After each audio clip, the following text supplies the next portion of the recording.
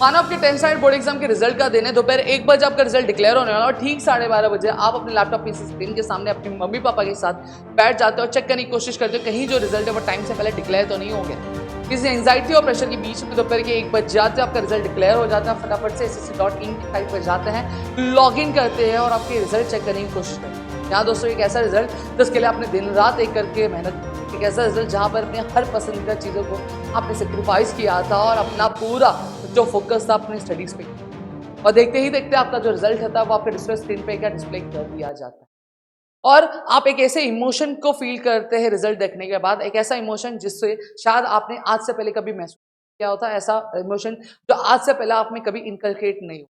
और उसी के कुछ पल बाद अपने मम्मी पापा के चेहरे की तरफ हम देखते हैं और यह देखते हैं कि मानो कि उनकी खुशी का ठिकाना ही नहीं रहा आपका रिजल्ट देखने के बाद।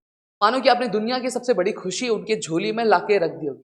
ये वही पेरेंट्स हैं जिन्होंने आपके लिए अपनी सारी जो मनपसंदीदा चीज़ों का क्या त्याग कर दिया था, आपके सपनों को अपना सपना बनाया था और उसी सपने को पूरा करने के लिए उन्होंने भी दिन रात आपके साथ क्या मेहनत। और ये जो चीज़ है बहुत अच्छी लग रही है, एक अलग सा इमोशन जनरेट हो रहा हो और आपको भी अगर आपके रिजल्ट के टाइम में अगर कुछ ऐसी ही चीज़ें दिख रही शायद आपको भी बहुत अच्छा लगेगा। यहाँ दोस्तों अगर मैं बात करूँ तो आज मैं इस वीडियो में मैं बात करने वाला कुछ ऐसी चीज़ों के बारे में जिसकी वजह से कहीं ना कहीं आप क्या कर सकते हैं, अपने बोर्ड एग्जाम में स्कोर बहुत अच्छा कर सकते हैं। क्या चीज़ है, सभी चीज़ों के बारे में मैं एक एक करके यहाँ पे आज बात क्या करने वाला हूँ। देखो बहुत ध्यान से सुनिएगा, एक एक चीज़ को बहुत अच्छे से नोट कर लीजिएगा ताकि आप अपने बोर्ड एग्जाम में किसी भी तरह की गलती ना करें और एक अच्छा खासा मार्क्स का स्कोर। अब यहाँ पे वीडियो में आगे बढ़ने से पहले मैं आपको एक बहुत ही डार्क रियलिटी के बारे में बता देना चाहता हूँ कि हम सभी से जानते हैं कि जब बोर्ड एग्जामिनेशन होते हैं, बोर्ड एग्जामिनेशन के बाद जो पेपर्स होते हैं वो अलग अलग टीचर क्या अलोकेट क्या कर दिए जाते हैं, जो पेपर्स क्या करते हैं आपके चेक कर। अब यहाँ पे अगर मैं कहूँ तो एक पर्टिकुलर टीचर को कुछ नहीं तो 100 से 150 बच्चों के जो पेपर्स होते हैं वो अलोकेट होते हैं, जहां पर उनको वो पेपर्स जो होते हैं वो चेक करके आपके कुछ पर्टिकुलर पीरियड ऑफ टाइम के अंदर अंदर ही क्या सबमिट क्या वापस करने होते हैं। तो यहाँ पे उस पर्टिकुलर टीचर के लिए पॉसिबल नहीं हो पाता है कि वो क्या करे, वो लाइन बाय लाइन रीड करके हर एक आंसर को रीड करके आपका जो है पेपर चेक करे और आपके अच्छा खासा क्या मार्क्स दे हो पाती है। और आप भी एक ओपन बिहेवियर आप समझो पॉसिबल हो जाएगा जहाँ पे काम बहुत ज्यादा है लेकिन टाइम बहुत कम है, तो वहां पे एफिशिएंसी आपकी कम हो जाती है, जहाँ पे ये पॉसिबल है कि आप लाइन को रीड करके आंसर क्या चेक कर। तो अभी इस कंडीशन में किया क्या जाता है, इस कंडीशन में जो आपकी एग्जामिनर होते हैं, जो चेकर होते हैं, वो क्या करते हैं, वो आपकी प्रेजेंटेशन के हिसाब से, प्रेजेंटेबिलिटी के हिसाब से, आप आंसर का स्ट्रक्चर कैसे बनाया उस हिसाब से आपको मार्क्स देते हैं। अब वहां पे उनको ये नहीं पता होता है कि आप कौन सा स्टूडेंट हो, आप कौन से कैटेगरी वाले स्टूडेंट हो, आप ब्राइट कैटेगरी वाले हो या फिर एवरेज कैटेगरी वाले हो या फिर बिलो एवरेज कैटेगरी। वो आपको जो अंदाजा लगाते हैं आपके बारे में, आपके पेपर के बारे में, आपके कंटेंट के बारे में, आप आपने आंसर कैसे प्रेजेंट किया उस हिसाब से वो आपको क्या कहते हैं मार्क्स एलोकेट करते हैं अपने बोर्ड एग्जामिनेशन।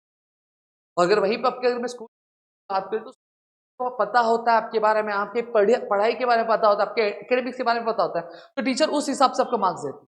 तो यहाँ पे अगर मैं बात करूँ तो ऐसी कौन सी चीजें होनी चाहिए जो मुझे आंसर लिखते टाइम मुझे प्रेजेंट करनी की वजह से, अगर एग्जामिनर मेरे पेपर चेक कर रहा है तो उसकी एक अच्छी मेरी एक अच्छी इमेज क्रिएट हो उसके सामने और साथ ही साथ वो मुझे अच्छा खासा क्या मार्क्स प्रोवाइड करे उस पर्टिकुलर क्वेश्चन। तो चलिए वीडियो में एक एक करके हम यहाँ पे चीजों को समझने की कोशिश करते हैं कि हमें क्या क्या चीजें क्या फॉलो करनी चाहिए। सबसे पहली चीज यहाँ पे अगर मैं बात करूँ तो मैं आपको जो सजेस्ट करूंगा वो मैं सजेस्ट करूंगा टॉपर्स आंसर शीट एनालिसिस। यहाँ दोस्तों अगर मैं बात करूँ तो हमारे चैनल पे हमने कई सारी वीडियोस पोस्ट की गई हैं, ठीक है, जहां पर हमने ये बताया हुआ है कि बेसिकली एक आंसर को कैसे लिखना चाहिए, क्या तरीका होना चाहिए, क्या पैटर्न होना चाहिए, आंसर का स्ट्रक्चर क्या होना चाहिए, पहले कौन से पॉइंट्स आने चाहिए, कौन से आने चाहिए, किस तरीके से करनी है, कहाँ पे हमें लाइन ड्रॉ करनी चाहिए, कहाँ पे हमें स्पेस क्या करना चाहिए, वो छोड़ना चाहिए, ताकि हमारा एक आंसर बहुत अच्छी तरीके से प्रेजेंट। और ये जो सारी की सारी जो वीडियोस है प्रेजेंट की गई है आपके खुद यूनिवर्सिटी टॉपर राहुल सर द्वारा, ठीक है। अगर आप राहुल सर के बारे में पता करेंगे तो राहुल सर एक आपके एक ऐसे फैकल्टी, एक ऐसे टीचर है जिन्होंने अपने हर एक सेक्शन में, हर एक डिवीजन में क्या टॉप किया और उनके द्वारा ही आपके लिए क्या वीडियो क्या बनाई गई है आपके पेपर प्रेजेंटेशन के लिए। सिर्फ अगर मैं बात करूँ आपके किसी पर्टिकुलर एक सब्जेक्ट के लिए, आपके लैंग्वेजेस के लिए भी किया गया है, आपके मैथमेटिक्स के लिए भी किया गया है, साथ ही साथ आपकी सोशल साइंस के लिए भी किया गया, इवन दो साइंस के लिए भी आपके लिए चीजें प्रेजेंट की है सर ने। तो उसकी लिंक जो है मैं डिस्क्रिप्शन में आपके लिए डाल देता हूं, आप जाके वहां से चेकआउट कर सकते हो। उस वीडियो को बहुत ध्यान से देखिएगा, बहुत ध्यान से क्या सुनिएगा, क्योंकि ये कोई रैंडम वीडियो नहीं है। खुद एक यूनिवर्सिटी टॉपर, एक ऐसे टीचर जिन्होंने अपने हर एक सेक्शन में क्या खुद टॉप किया है और कई सारे स्टूडेंट्स को टॉप करवाए, इवन यूनिवर्सिटी भी टॉप करवाया, वो खुद टीचर आपको क्या करे चीजों को बता रहे। तो उस वीडियो को बहुत ध्यान से एक एक को नोट करते हुए आप चीजों को देखिएगा। तो मेरा सबसे पहला सजेशन रहेगा कि आप टॉपर्स की आंसर शीट को एनालिसिस करो कि वो किस तरीके से आंसर लिख रहे हैं। देखो आंसर सेम होते हैं, आप भी वही आंसर लिखने वाले, वो भी वही आंसर लिखने वाले, लेकिन आंसर लिखने का एक सही तरीका क्या होता है, आप क्या गलती करते हैं अपने पेपर में और वो क्या चीजें अपने पेपर में करते हैं, उन चीजों को सुधारना आपको है। और उसके लिए बेस्ट वीडियो मैं आपको डिस्क्रिप्शन में दे दे रहा हूँ, ठीक है। फिर वहीं पे अगर मैं आपको बता दूं कि ये अगर आप एक महाराष्ट्र स्टेट बोर्ड के स्टूडेंट हो तो आपके लिए बहुत ही जो डिमांडिंग जो बैच है वो आपके गुरुवार के दिन का लॉन्च होने वाली है। और ये चीज आप मान के रखो कि ये बैच एक ऐसी बैच है जहां पर अगर मैं बात करूं स्टूडेंट गाइड किया जाता है कि चीज कवर करना चाहिए, क्या किस तरीके से आपको चीजें कम टाइम में कवर करनी चाहिए, क्या पैटर्न होना चाहिए, सारी चीजें बताई जाती है। ये आपको कहाँ पे हमारे गुरुवार के दिन अक्टूबर के दिन हमारे चैनल पे क्या लॉन्च होने वाला है। ये बेसिकली हमारे दंगल बैच के नाम से बहुत ही ज्यादा फेमस हमारे टेंथ स्टैंडर्ड के स्टूडेंट के बीच में। तो अगर आप ज्वाइन करना चाहते हो नीचे फॉर्म के मैंने दिए हुए उसे जाके आप फिल कर सकते हो, जहाँ पे आप ये ज्वाइन क्या कर सकते हो। अब दूसरी चीज जो आती है वो हैंड राइटिंग आती है। अब आपने कई बार सुना होगा कि बेटा हैंड राइटिंग सुधार ले वरना बोर्ड एग्जाम में आपके मार्क्स कट जाएंगे। मैं आपको एक चीज बता दूं कि अगर आपको कोई ऐसा कह रहा है तो ऐसे कुछ नहीं होता है। देखो हैंड राइटिंग अच्छी होना मतलब क्या होता है, देखो एक एग्जामिनर कभी भी एक्सपेक्ट नहीं करता है कि वो क्या करे, वो आपका जो हैंड राइटिंग होना चाहिए वो एक टाइपराइटर जैसा होना चाहिए, बहुत ही सुंदर होना चाहिए, बहुत ज्यादा आकर्षित होना चाहिए। ऐसा कभी भी कोई भी एग्जामिनर चेक नहीं करता या फिर एक्सपेक्ट नहीं करता है। वो हमेशा ये चीज एक्सपेक्ट करता है कि बच्चा कोई भी अगर आंसर लिख रहा है तो आंसर लिखते टाइम उसका जो आंसर होना चाहिए वो मुझे क्लियरली समझ में आना चाहिए, इजिली रीडेबल होना चाहिए ताकि मैं उसको आसानी से रीड कर सकूं। अभी मैंने आपको एक कंडीशन बताई जहां पर मैंने आपको ये बताया कि टीचर्स के पास जो होता है बहुत सारे पेपर्स होते हैं तो उनके लिए पॉसिबल नहीं वो आंसर्स को समझने की कोशिश करेगा। तो आंसर इजिली रीडेबल होता है तो मार्क्स आपको फटाफट देंगे, अगर आंसर रीडेबल नहीं होगा तो आपको मार्क्स नहीं देंगे। तो इसलिए मेरा यह है कि आप जब भी आंसर लिख रहे हो तो उसको साफ सुथरे तरीके से लिखो, ठीक है। कटपिट उतना नहीं करो, कट हो रहा है तो एक लाइन ड्रॉ करके आप उसे क्या कट कर सकते हो, समझ में आता है कि आंसर क्या गलत है। फिर तीसरी चीज क्या आती है, पॉइंट फॉर्मेट। अब कई बार देखा गया है कि बोर्ड एग्जामिनेशन में जो हमारे दोस्त होते हैं वो क्या करते हैं, वो कोई भी आंसर जो होता है वो पैराग्राफ फॉर्मेट में लिखते हैं, लेकिन नहीं, आपका ऐसा नहीं करना है। जब कभी भी आप आंसर लिख रहे हो तो आंसर लिखते टाइम आपको हमेशा जो आंसर होता है वो पॉइंट के फॉर्म में लिखना रहता है, ठीक है। जब आप पॉइंट के फॉर्म में लिखते हो तो आपको चीजें समझ में आती है, जो एग्जामिनर होता है उसको भी रीडेबल होता है कि भैया इस बंदे ने क्या ये पॉइंट लिखा है कि नहीं लिखा, तो मेन पॉइंट होते हैं कि नहीं लिखा, आंसर के लिए जो सबसे इंपॉर्टेंट जो चीज वो उसने आंसर में कंसिस्ट कर रही है।